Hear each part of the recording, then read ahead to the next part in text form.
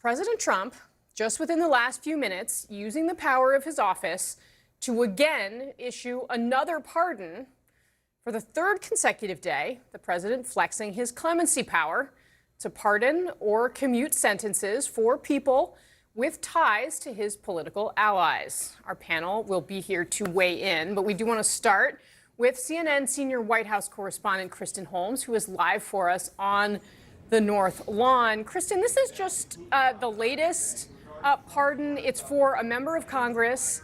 And of course, just hours after other pardons came down for a pair of reality TV stars. What are we learning at this hour?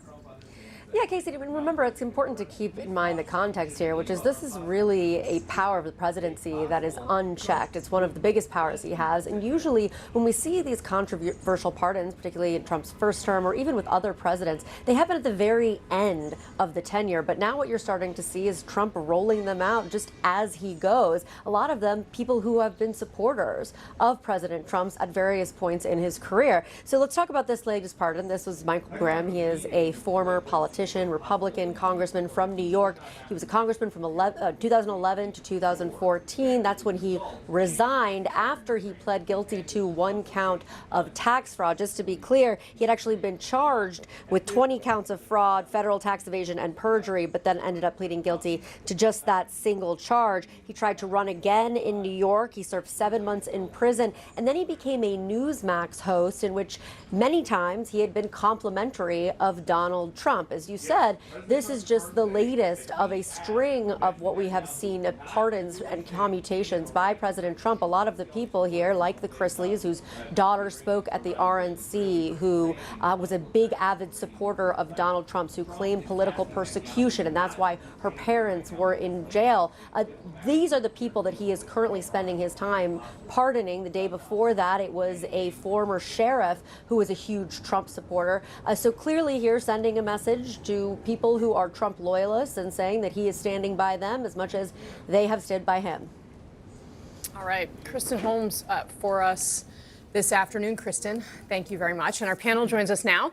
CNN legal analyst Elliot Williams, CNN political commentator, Republican strategist, and pollster Kristen Soltis-Anderson, former Democratic senator from Alabama, Doug Jones, CNN senior political commentator Scott Jennings, and we're also joined now by CNN senior legal analyst Ellie Honig. Ellie, let me sort of start with you on the big picture, and then we'll get, we have several lawyers on our panel, in addition to being a former senator. Senator Jones is also a lawyer here. But Ellie, can you just tell us a little bit about the story of Michael Grimm, this congressman? I was on the Hill when he was taken to task for basically threatening to throw a reporter, I believe, over the Cannon balcony. It was a bit, it was an intense moment that sort of played out, but obviously he got himself into trouble after he left Congress. What happened here, and why do you think Donald Trump decided to pardon him today?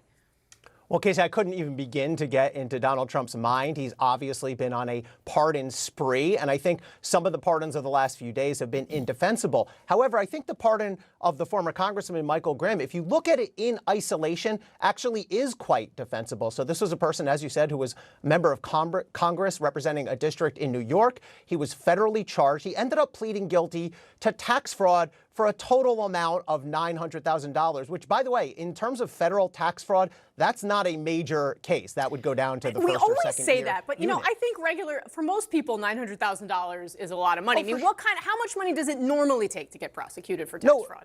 For sure, to any normal human being, I'd include myself in that. $900,000 is a lot of money. I would love that. In the scope of federal tax fraud cases, that's not going to be seen as a big-time case. It's a fine case to prosecute.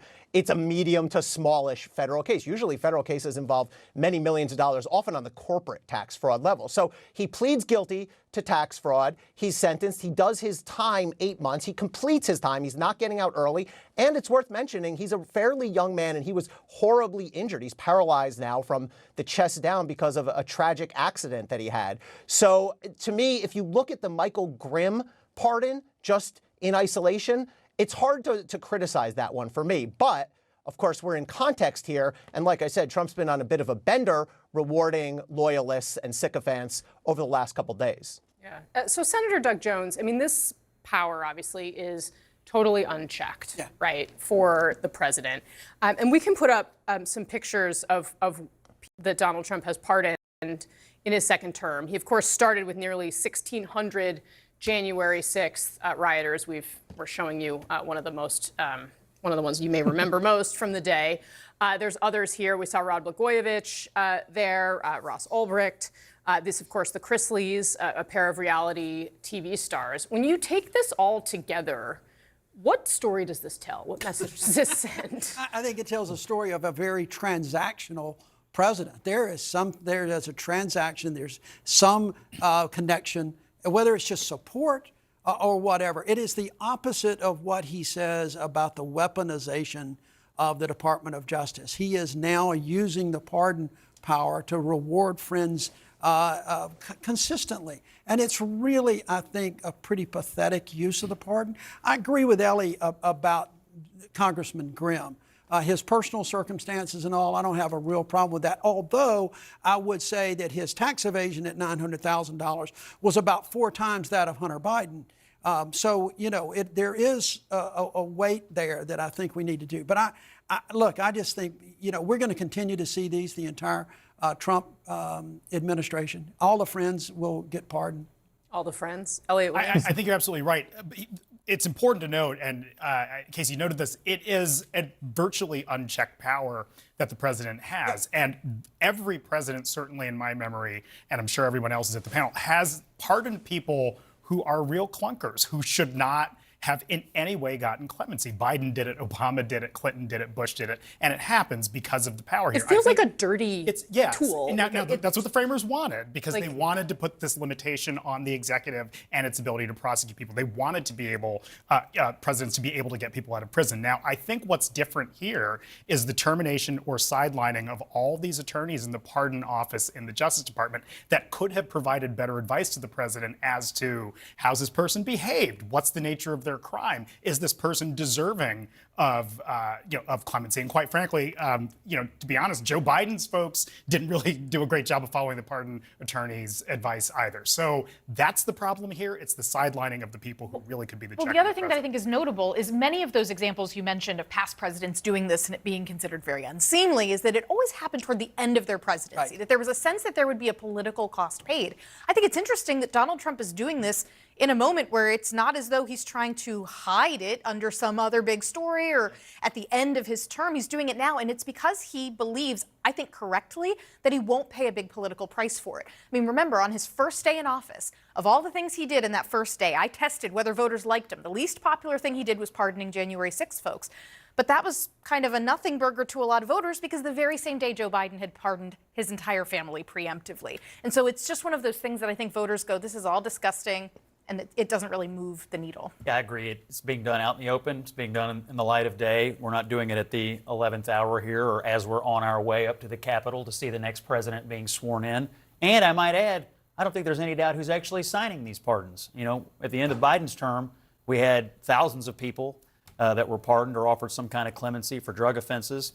I have my doubts about whether Joe Biden signed all of those. And there's obviously, because of the new books that are out, clear reporting here that there was something of a Politburo running the White House at the end of the Biden administration when many of the most controversial pardons were issued. So in this case, Donald Trump, I think, is fully owning all of these decisions. And I agree with Ellie. In the Grimm case, if for no other reason than this paralysis that he suffered and the fact that he'd paid his debt, I think it's a defensible decision. And in fact, one of the factors that these career attorneys would have advised the president on is the behavior and circumstances of the person post their conviction. And someone suffering a horribly tragic injury would be exactly the kind of thing that a president ought to consider in deciding whether to grant clemency. Although it does seem clear to your point that the president seems to know he's not going to pay a political price.